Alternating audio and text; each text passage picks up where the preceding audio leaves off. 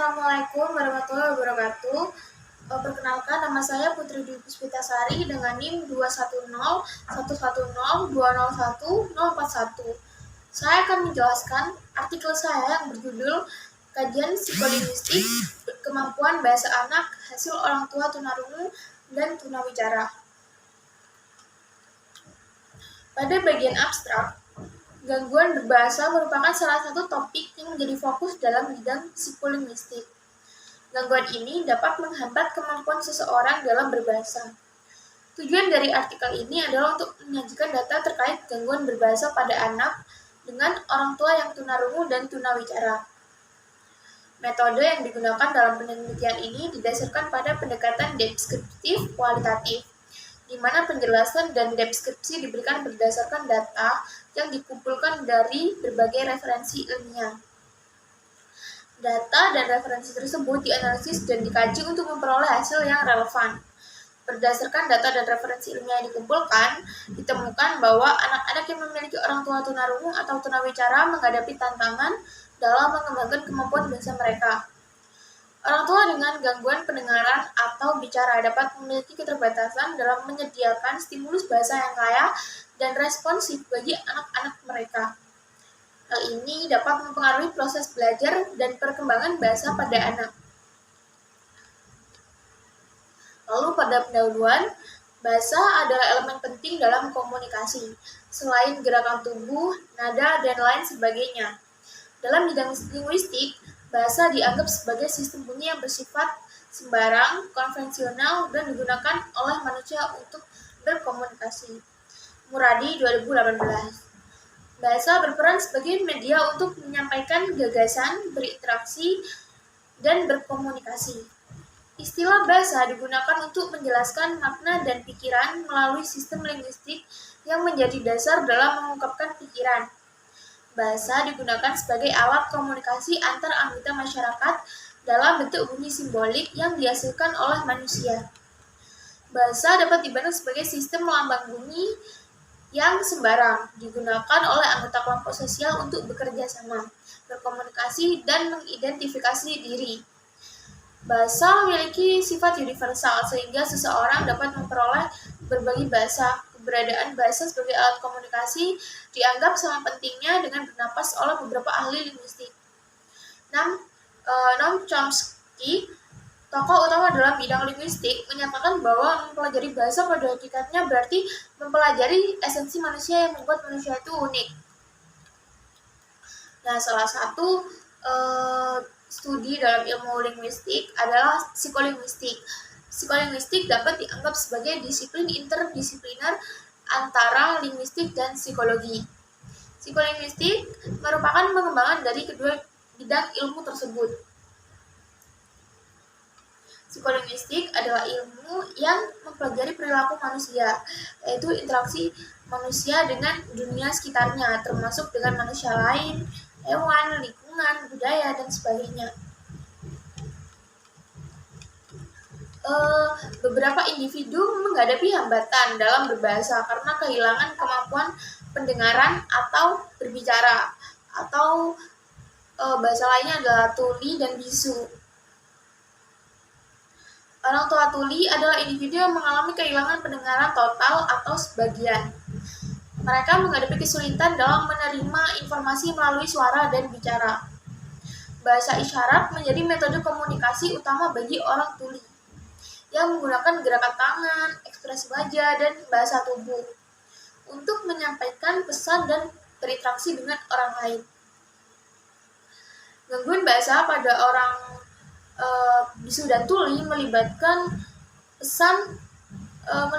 tantangan dalam mengembangkan dan menggunakan bahasa secara efektif. Hal ini dapat mempengaruhi aspek komunikasi, baik dalam hal memahami maupun menyampaikan pesan dengan jelas. Orang bisu dan tuli perlu mengandalkan alternatif komunikasi yang sesuai dengan kondisi mereka, seperti bahasa isyarat.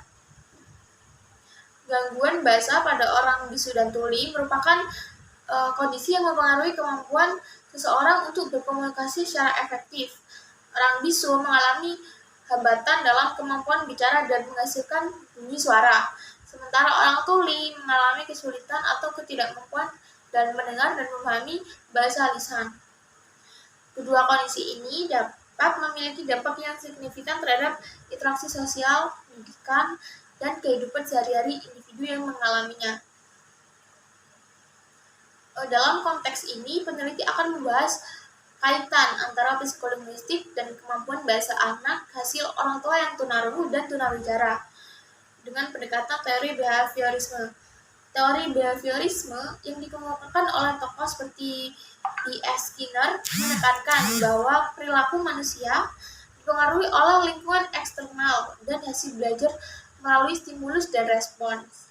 Anak-anak yang memiliki orang tua tunarungu atau tunawicara menghadapi tantangan dalam mengembangkan kemampuan bahasa mereka. Orang tua dengan gangguan pendengaran atau bicara dapat memiliki keterbatasan dalam menyediakan stimulus bahasa yang kaya dan responsif bagi anak-anak mereka. Hal ini dapat mempengaruhi proses belajar dan perkembangan bahasa pada anak. Dalam pendekatan behaviorisme, pembelajaran bahasa anak dipandang sebagai hasil dari rangsangan dan respon yang terjadi di lingkungan sekitar mereka. Anak-anak belajar bahasa melalui imitasi dan penguatan, di mana mereka meniru kata-kata dan ungkapan yang didengar atau dilihat dari orang-orang di sekitar mereka. Orang tua dan anggota keluarga lainnya memiliki peran penting dalam memberikan model bahasa yang tepat dan memberikan penguatan positif saat anak berhasil menggunakan bahasa dengan benar. Lalu metode penelitian, dalam penyusunan artikel ini, metode yang digunakan adalah metode deskripsi kualitatif. Metode ini melibatkan penjelasan yang didasarkan pada data dan referensi ilmiah yang relevan. Data dan referensi ilmiah dikumpulkan, dianalisis, dan dievaluasi secara menyeluruh untuk mencapai kesimpulan yang akurat. Kesimpulan ini menjadi hasil utama yang akan dibahas dalam artikel ini. Dalam artikel ini, data dan referensi yang digunakan terkait psikolinguistik, teori behaviorisme, dan kemampuan berbahasa pada anak hasil orang tua tunarungu dan tunawicara bersumber dari berbagai literatur ilmiah yang terpercaya dalam bidang tersebut. Lalu hasil dan pembahasan. Melalui akun TikTok @JenniferNatalie, peneliti mengamati kemampuan berbahasa pada anak yang orang tuanya tunarungu dan tunawicara. Sang ibu, yaitu pemilik akun tersebut, mempunyai gangguan berbahasa karena tuli dan bisu. Begitu juga dengan ayah dari sang anak atau suami Jennifer. Anak mereka bernama Joshua yang lahir dengan keadaan normal dan sekarang sudah berumur 3 tahun. Berdasarkan kajian psikolinguistik, hasil penelitian menunjukkan bahwa anak dengan orang tua tunarungu cenderung mengalami keterbatasan dalam perkembangan kemampuan bahasa. Joshua mungkin mengalami hambatan dalam pemahaman kata-kata dan pengucapan yang tepat. Faktor ini bisa terjadi karena mereka terbatas dalam memperoleh input bahasa secara auditif dari orang tuanya. Dalam video TikTok Jennifer, dia memperlihatkan bagaimana cara mengajari anaknya berbicara. Jennifer menyuruh Joshua menatap mata Jennifer, lalu dia akan berbicara kepada Joshua secara pelan-pelan meskipun kata-katanya terkadang tidak terdengar dengan jelas. Jennifer juga mengajari Joshua bahasa isyarat. Alhasil Joshua bisa dan mengerti bahasa isyarat. Joshua menunjukkan bahwa dia menghadapi tantangan dalam ekspresi dan penggunaan bahasa lisan. Joshua mungkin memiliki keterbatasan dalam mengucapkan kata-kata dengan benar atau mengungkapkan pikiran dan perasaan mereka secara verbal. Dilihat dari percakapan sehari-hari dengan ibunya. Joshua terlihat berbicara secara pelan-pelan dan nada bicaranya atau logatnya tidak seperti anak-anak biasanya. Joshua berbicara dengan logat seperti orang tunarungu dan tunawicara.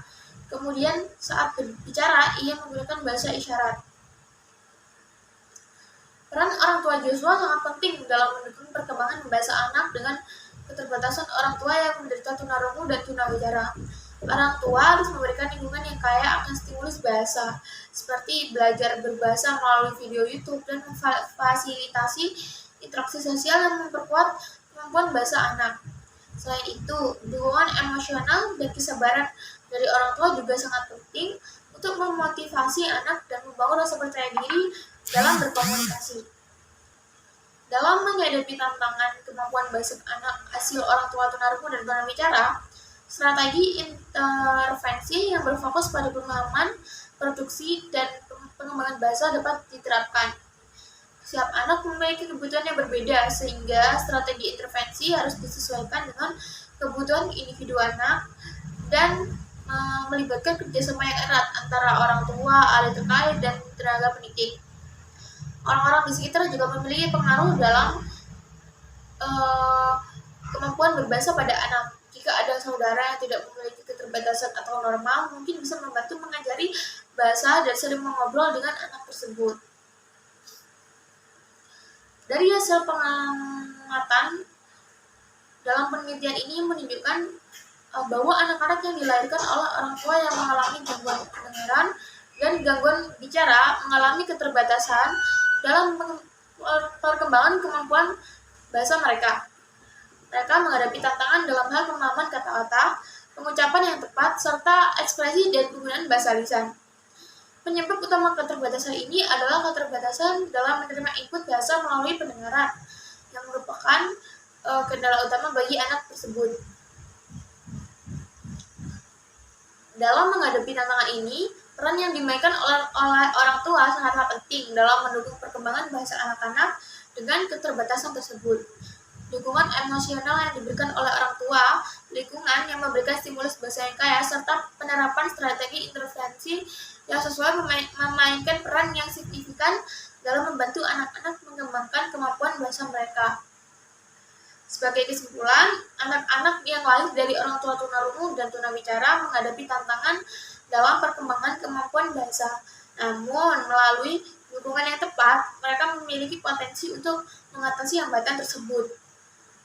Penting bagi orang tua dan lingkungan sekitar untuk memberikan dukungan emosional yang kuat, menciptakan lingkungan yang kaya akan stimulus bahasa, serta menerapkan strategi intervensi yang efektif.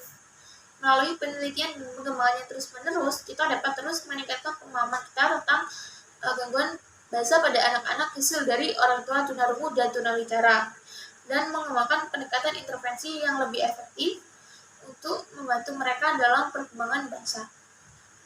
Mungkin segitu dulu dari saya. Wassalamualaikum warahmatullahi wabarakatuh.